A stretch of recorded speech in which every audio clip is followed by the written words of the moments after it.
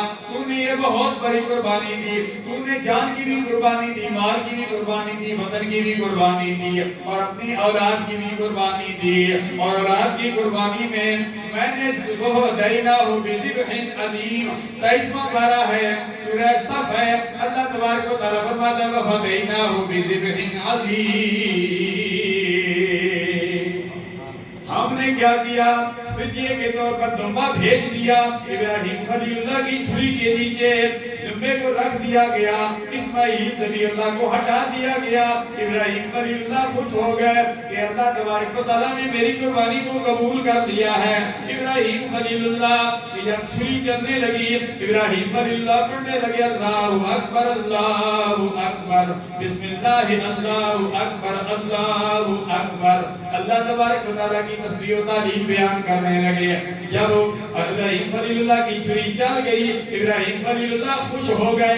ابراہیم خلیل اللہ نے اپنے آنکھوں سے پٹی کو ہٹایا، کیا دیکھتے ہیں؟ حضرت اسماعیل ذبیح اللہ سامنے مسکرا رہے ہیں اور سامنے دمبا ذبح پڑا ہے۔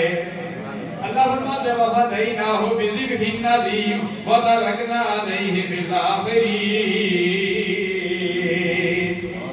میرے نبی حضرت ابراہیم خلیل اللہ، میں نے آپ کی سنت کو قیامت تک کے لیے وَتَرَكْنَا عَلَيْهِ فِي الْآخِرِينَ، میں نے اس کو نشانی چھوڑ دیا ہے۔ ابراہیم خلیل اللہ، تو نے اللہ کی رضا کے لیے اپنے بیٹے کی قربانی دی تھی، میں نے اس قربانی کو قبول کر لیا ہے۔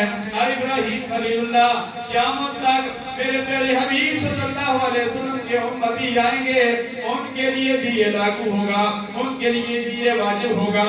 جب بھی سال کے بعد قربانی کا دن آئے گا، فرمایا تیرے پیارے اللہ نے فرمایا میرا پیارا حبیب صلی اللہ علیہ وسلم حضرت ابراہیم خلیل اللہ کے پوتے امام الانبیاء علیہ تحیت و ثنا اسماعیل ذبیح اللہ ابراہیم خلیل اللہ کے جد امجد بنتے ہیں۔ اللہ کے پیارے حبیب علیہ تحیت و ثنا بھی قربانیاں کریں گے، اللہ کے پیارے حبیب صلی اللہ علیہ وسلم کی امت بھی قربانیاں کریں گی۔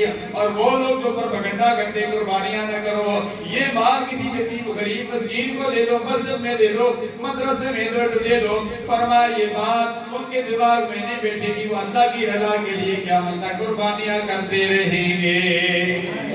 کیونکہ میرا وعدہ وَتَرَكْنَا عَلَيْهِ فِي الْآخِرِينَ سَلَامٌ عَلَىٰ إِبْرَاهِيمَ